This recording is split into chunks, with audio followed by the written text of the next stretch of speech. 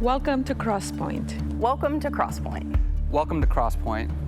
We are an inclusive faith community seeking to live out the loving, just, and generous way of Jesus.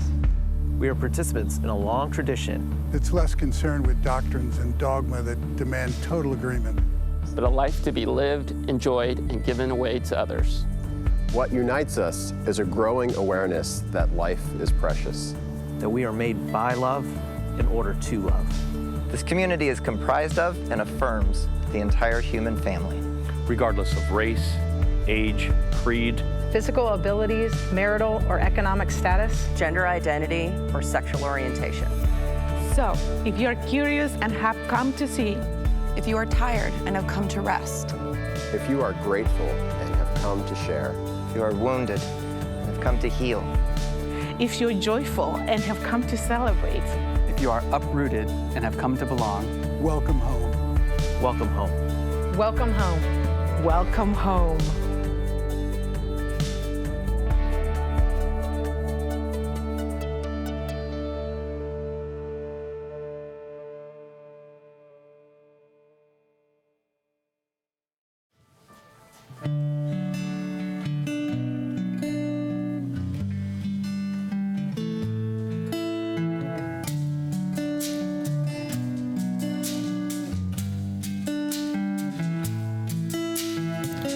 The empty filled, the wounded healed, the broken back together, the poor are blessed, the weary rest.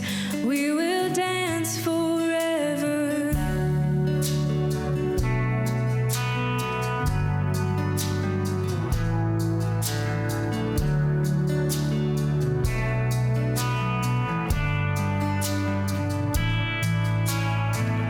The blinded see, the chained are free, the doubtful now believer, the outcast known, the orphan home.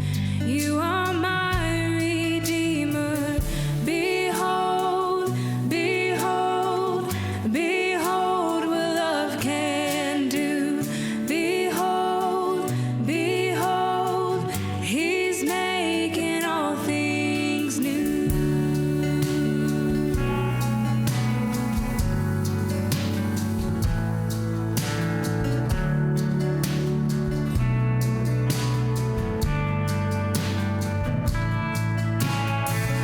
The lost return, the voiceless heard, the mourner now rejoicing, the mountains shake, the world awake, creation all composing, the sad untrue, the earth renewed, the song has found its singer, the darkness light, the dead alive. You are my Redeemer. Behold, behold,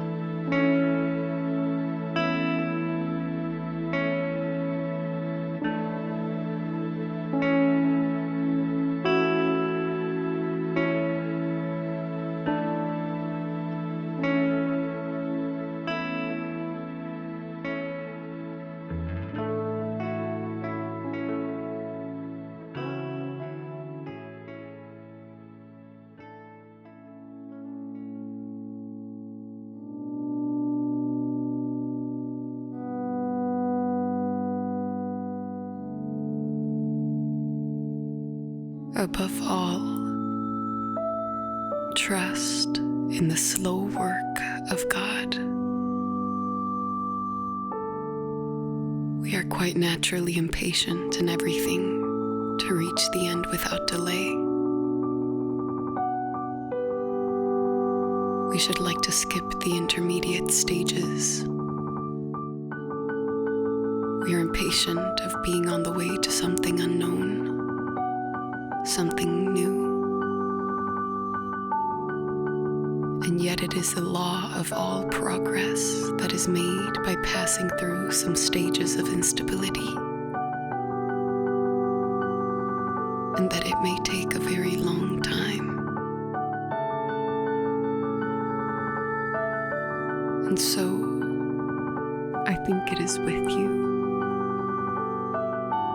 Your ideas mature gradually. Let them grow.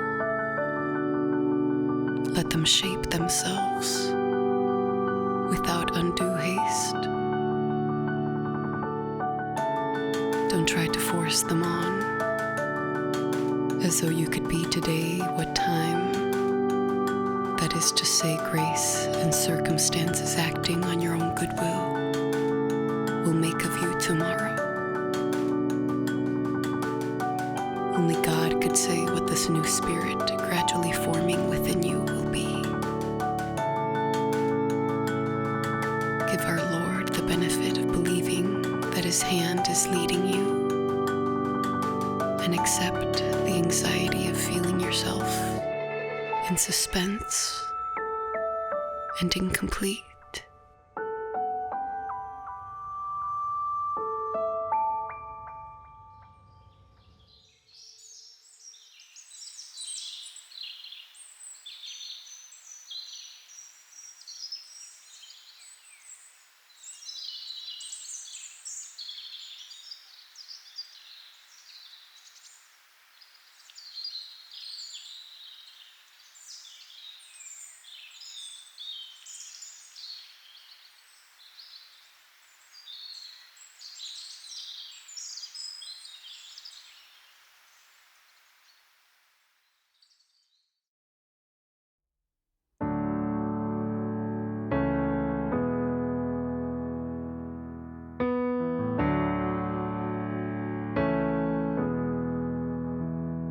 Lord, I don't want to rush on ahead in my own strength when you're right here.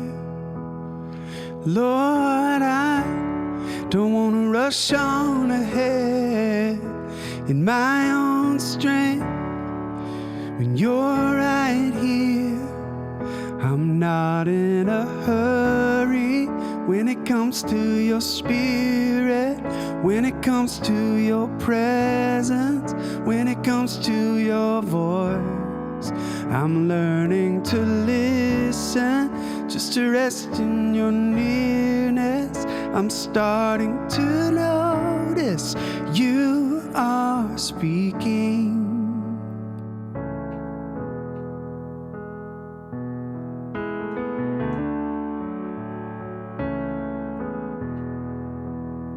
Lord, I wanna love like you.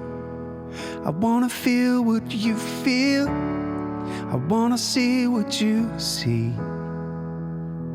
Lord, I wanna love like you.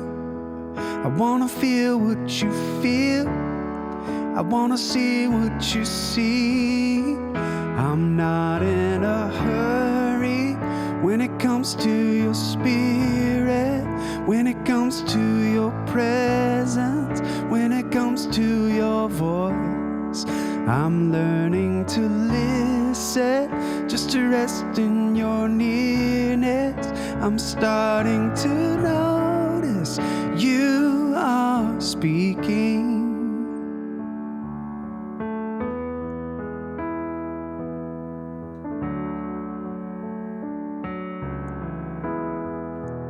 Open my eyes, I wanna see you.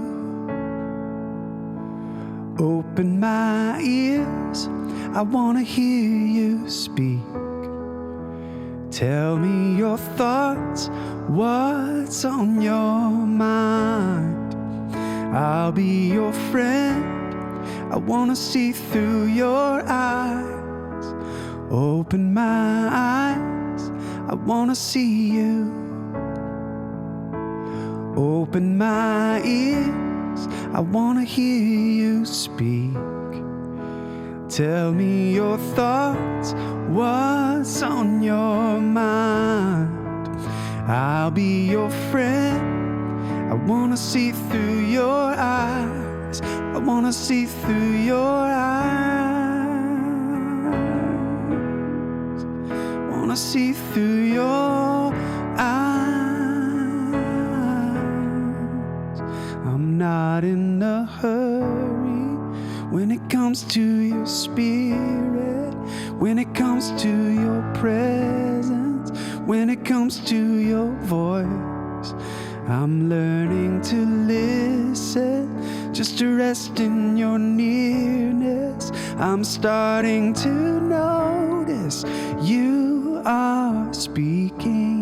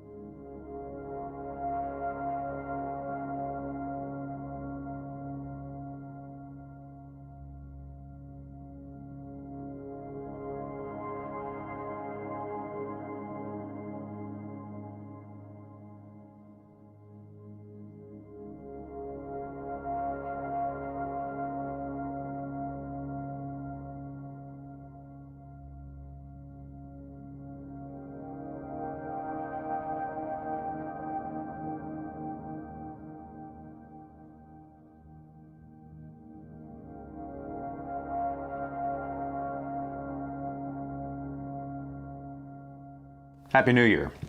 Let's talk a little bit about how we move into the future with a mindfulness of how we've walked through everything in our past. I want to do so today using a couple of really old stories from the Old Testament, the Hebrew Bible, And I want to say from the outset, I know this is not going to be for everyone, but it might be for you later. So maybe store it away for yourself, or maybe it'll prove to be for somebody you know, and this will help you be helpful to them. Also, I'm not trying to say everything on these themes today. I'm speaking sort of broadly, culturally, because it's going to matter. It does matter on that level. But then more precisely, I want to speak to individuals, whoever you are that this turns out to be for. Okay? All right, enough preamble. Moses has only recently led the enslaved Israelites out of Egypt, where obviously things had been awful for a long time. But now they're out of slavery, and just a few months later, things are awful again.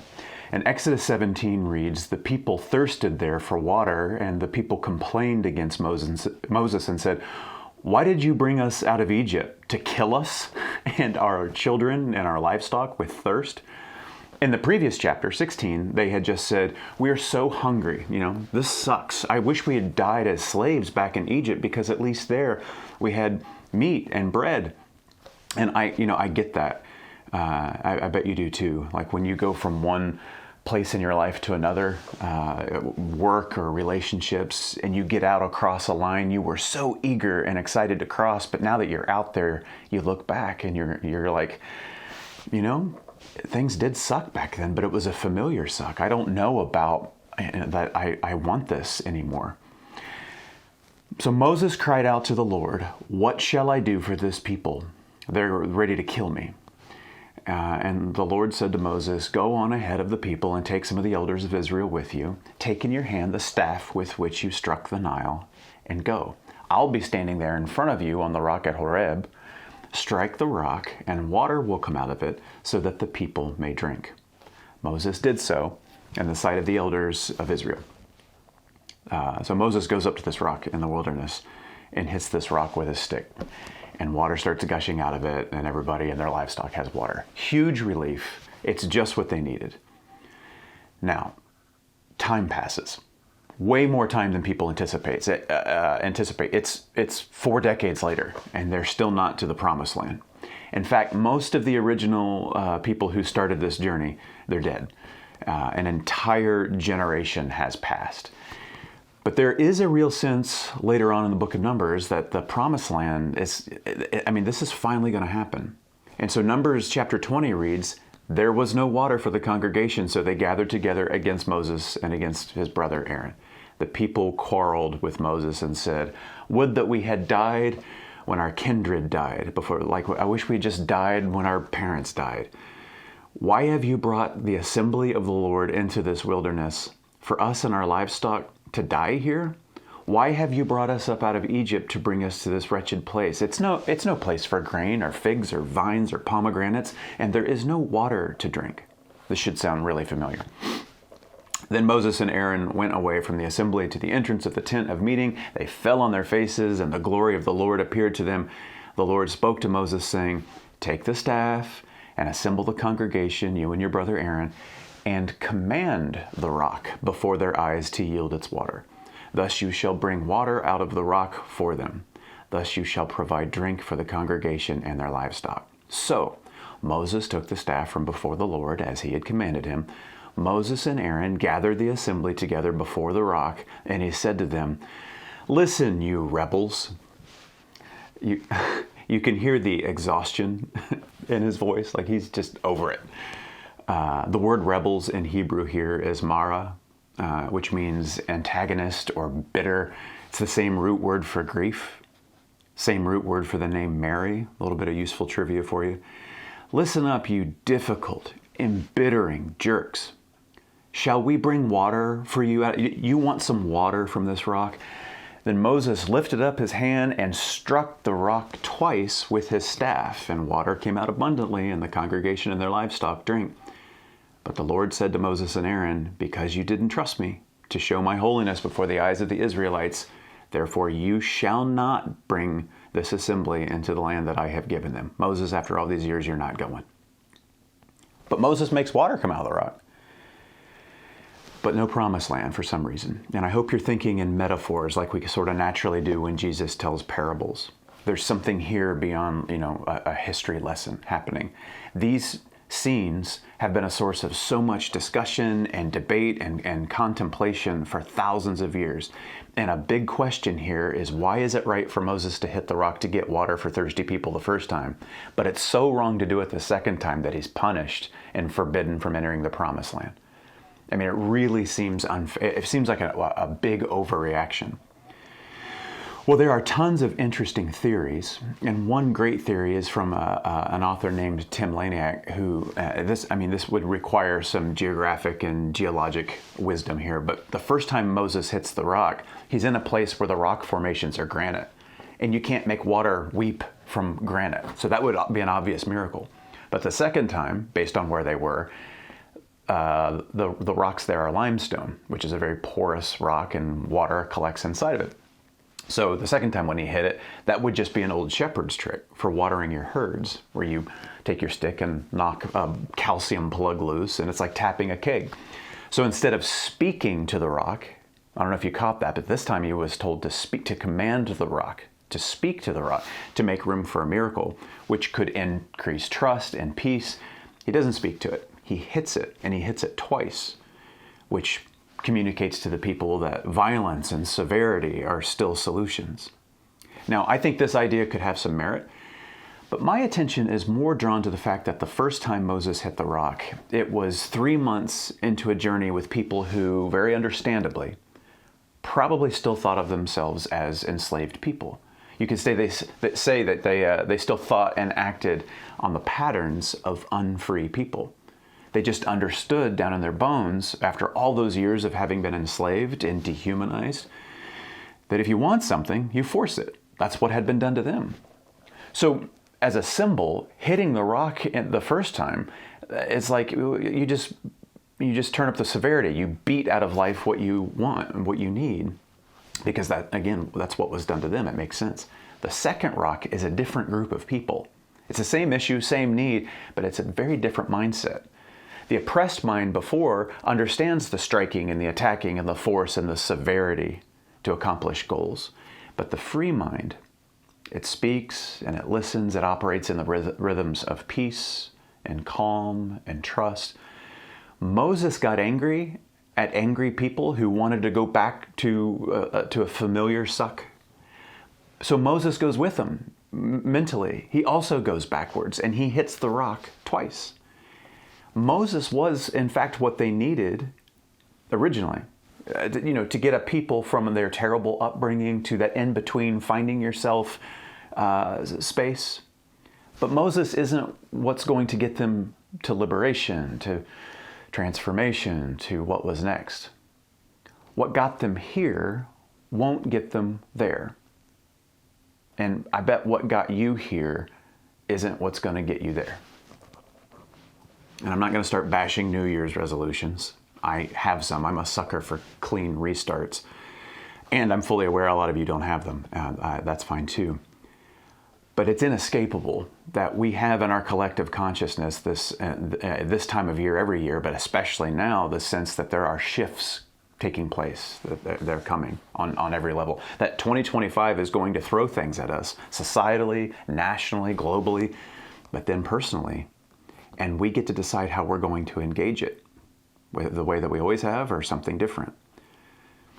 I've heard several people in recent months say about politics and the election, I tried being kind and understanding, but no more of that. Time to get tough. I'm going to give them a taste of their own medicine.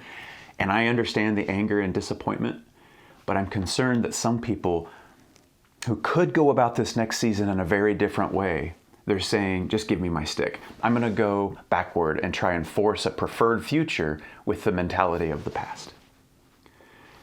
But more specifically to individuals, I've heard this a lot, and I just heard it again the other day. Somebody say that 2025 is the year I stop making excuses and I'm going to get into shape. I'm not going to eat this anymore. I'm not going to be a weakling. I'm not going to blah, blah, blah, blah. And I genuinely hope that if that's what he wants, that it works. And I'll tell you, the gyms are hoping the same thing for him and a lot of us.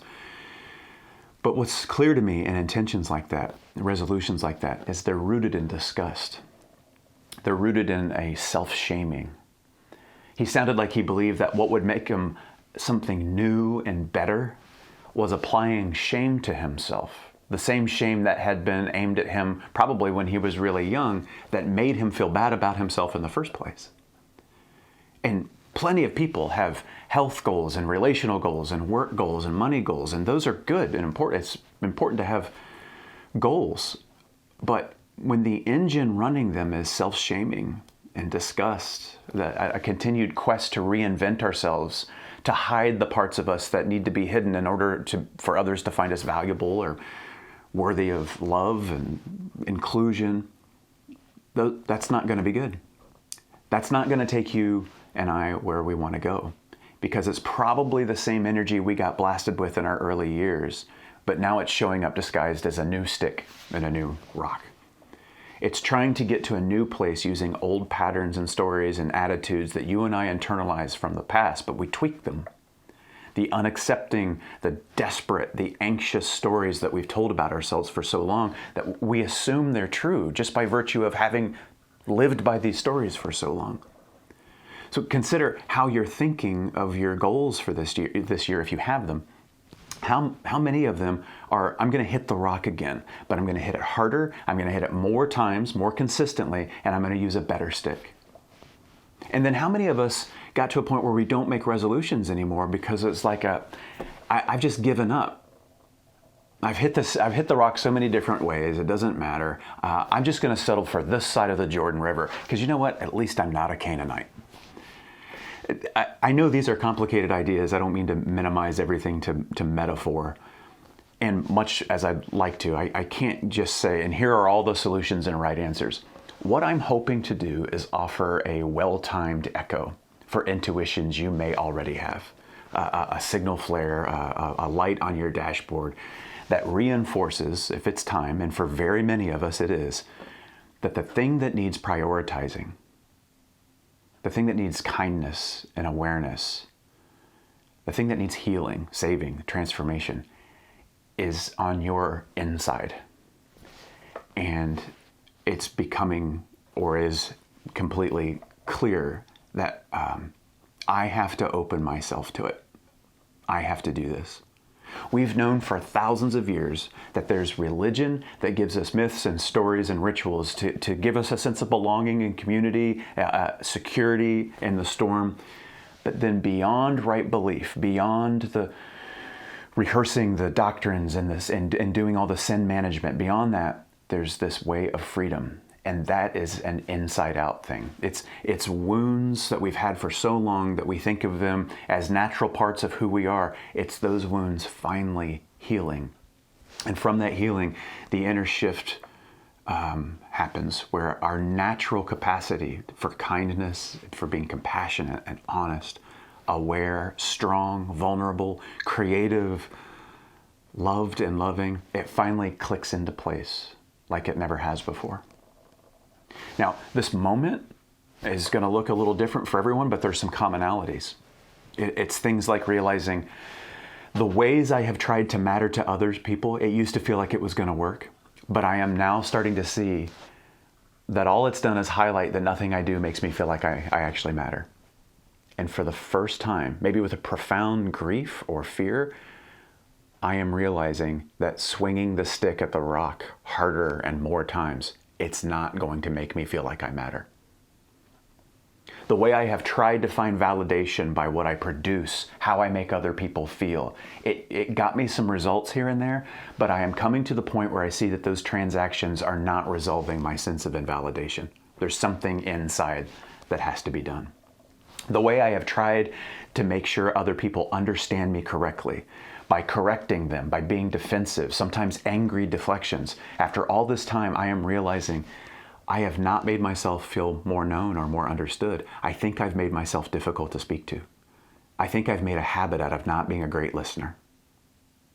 The things I have worked to achieve that gave me immense pride, the thrill of accomplishment, I am now, at this point in my life, starting to sense that those accomplishments have expiration dates. I'm seeing that my fear of having a default state of deficiency, that I'm unworthy of respect, of love, of belonging, those fears demand I have to achieve a new, fresh batch of successes every couple of days. the things that I have postponed because I have been waiting to get some stuff worked out first. I still haven't stepped into those things. Even though the stuff I wanted to get worked out, it just turned into new stuff to work out. I am realizing finally that the need to have everything just so, to feel perfectly ready, it's not to make sure that things go well, it's to make sure they never go at all. That way I can never be seen as a failure. There's a million of these moments where we finally see that what got us here, it's not going to get us there because I've seen and I can't unsee. And you know that you're seeing well when you also sense, I'm not going to be able to will this or judge this or shame this or hate it away because those are just more sticks. Those aren't solutions. Those are part of what hold me back. They don't take me forward. And you feel a little lost at first. And the other commonality in these moments, these aha moments, where we see that the patterns and the consciousness that got me here aren't going to get me there, another huge commonality I can point out is that it's rarely the result of simply feeling ready for like a new thing to begin. Generally speaking, it comes from something else finally coming to an end.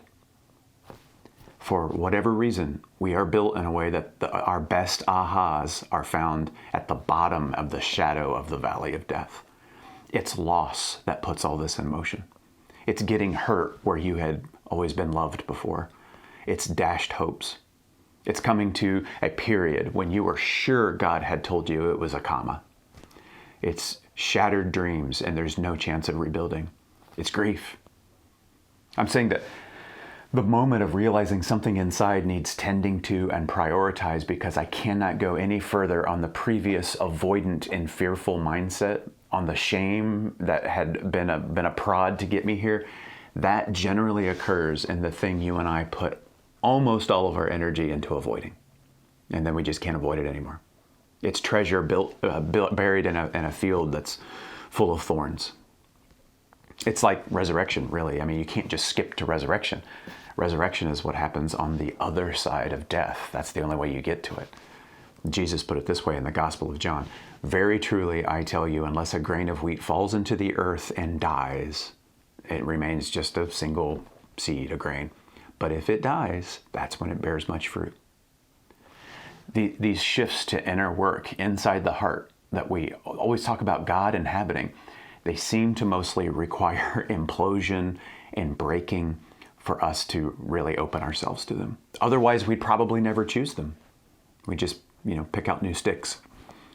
And I'll say most of our church experiences have been so about staying focused on right belief, managing our shameful interiors with shame, that we're hardly equipped for what the mystics, the sages outside of mainstream religion have for eons been calling the dark night of the soul or ego death or hell on earth. We've been trained to believe anything less than happy, clappy Christians is bad faith. That's not the case. So no wonder so many of us have felt that we had to leave the church to heal, to become who we really are, to grow up. How can we do honest inner work in healing and transformation when somebody else has predetermined what that's allowed to look like? Because it's hard. It's messy. It's terrifying. It's not formulaic. It's not something captured with doctrine. And ultimately, it's not something that can be done for you. You may have noticed that when people talk about change, they bring up butterflies a lot. This idea that the metaphor of a caterpillar, it steps into a little cocoon and then it flies out, transformed, better than ever. I want to remind you of the terrifying reality that God has created here. Butterflies don't make cocoons. There's a few moth species that make those. Butterflies don't make cocoons. They form a chrysalis, which is its own body. When the time is right, when the caterpillar cannot do caterpillar things anymore, the caterpillar reaches a crisis point and the chrysalis comes from inside of it. It's inside work. And the chrysalis is formed, and once that happens and it hardens, it releases these enzymes that liquefy the interior completely. It goes to complete goo inside, except for a few basic structures. And I hope you're listening. And it's breathing tubes. Only fundamental architecture and its ability to breathe are not completely dissolved. And this is when something called imaginal discs wake up. They've been there the whole time. They've been waiting. They have these codes within themselves, and they go to work at that point to work at making butterfly pieces. They were there all along, but they can't do their thing until everything else in the caterpillar's life has gone to literal crap. That's the moment. The thing the caterpillar could be forgiven for wanting to avoid, for being afraid of, that's when what was already inside is ready to be known and to throw on the lights and make what's next possible. There's no wing store for caterpillars to go to. There's no flight reward for correct belief. There's no butterfly costume that a caterpillar can put on to hide their caterpillar shame.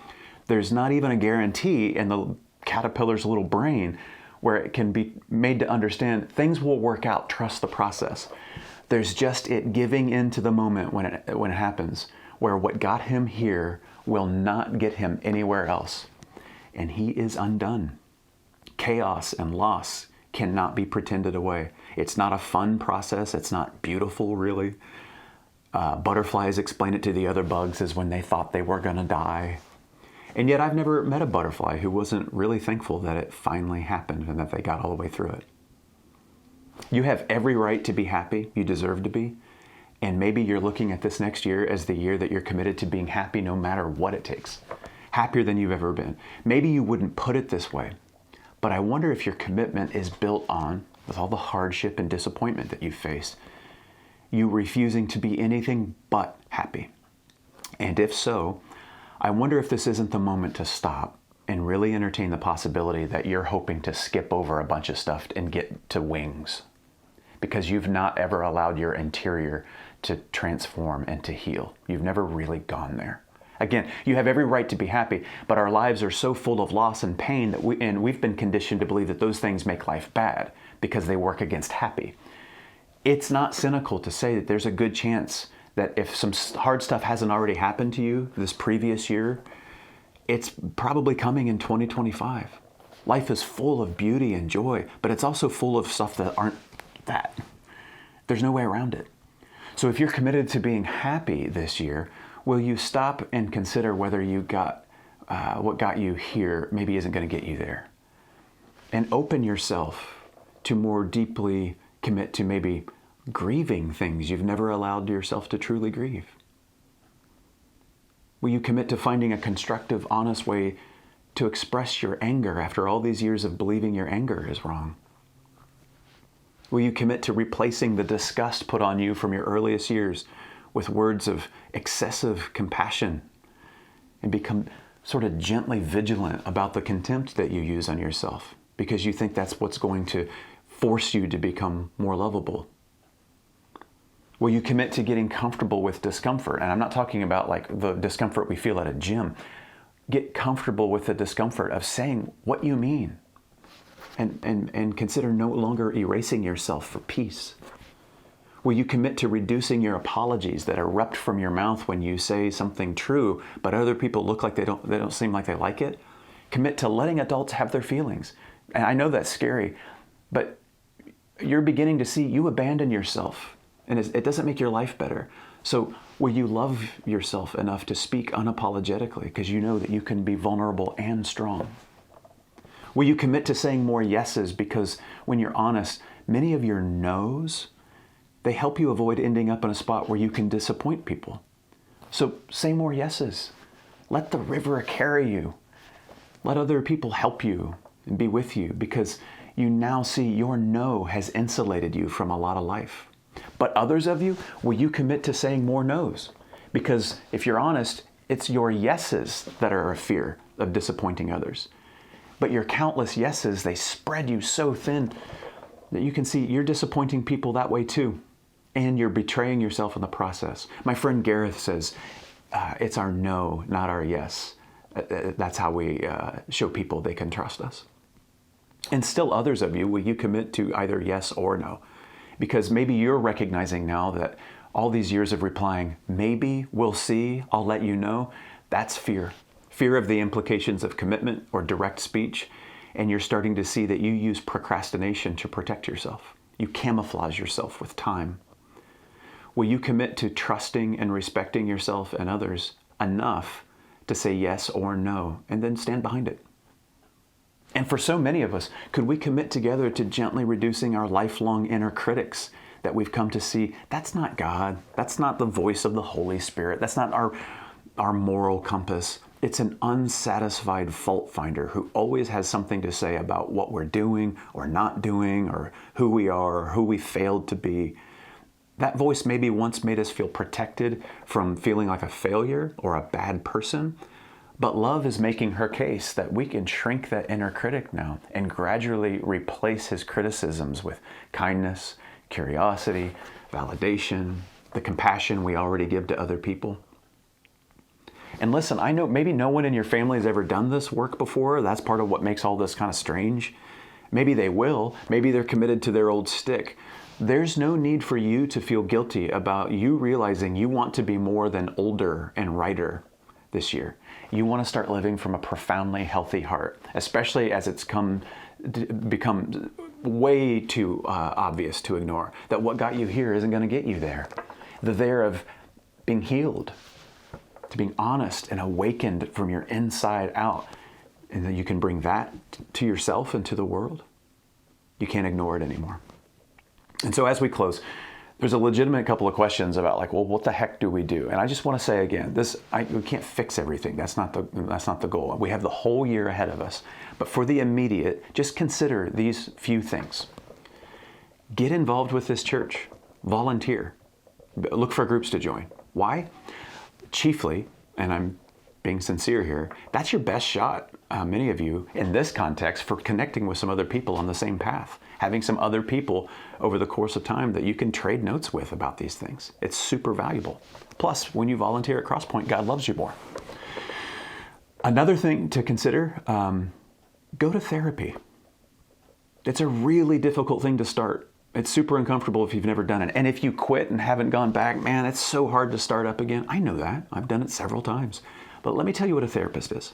A therapist is someone who got into their line of work because helping people makes sense to them, and you'll be paying them to help you. A therapist is an always for you human being that you might need to finally start learning how to recover and heal from junk you've carried around your whole life. A therapist is not a person with answers. They're people trained to give you the space to really let all God has put within you do its thing. And dudes especially, go to therapy. Stay with it. I'm happy to talk to you one-on-one more about that if you have questions or whatever.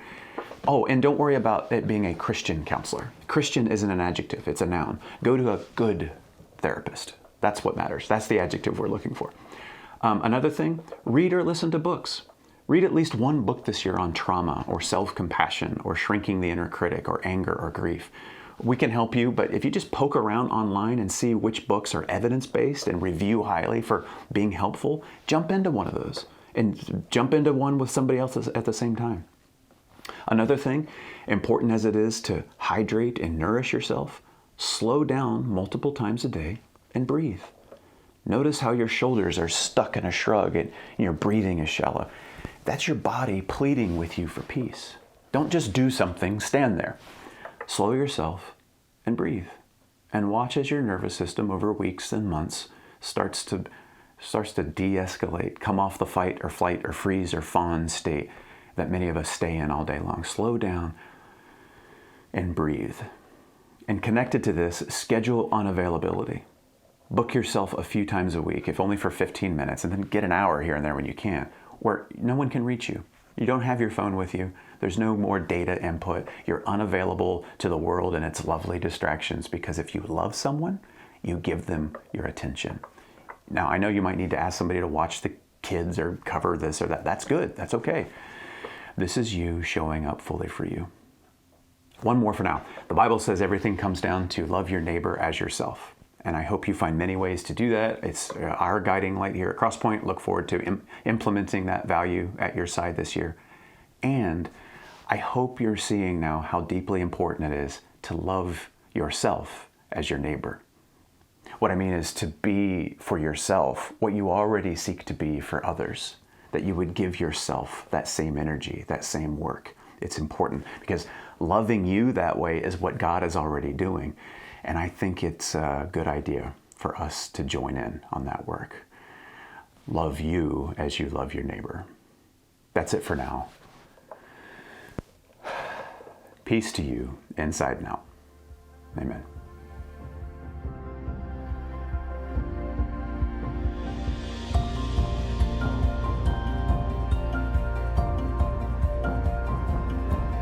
If you would like to know more or get connected to Crosspointe, go to crosspointenc.org.